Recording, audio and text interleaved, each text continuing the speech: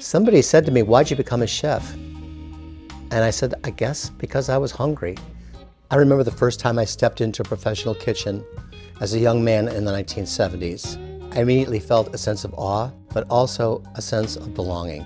The dance was beautiful. The camaraderie of the kitchen, the ebb and flow of service was captivating to me.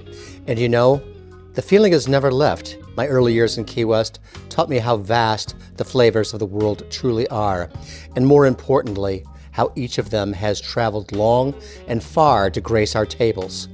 You see, my culinary journey doesn't have a final destination, and neither should yours.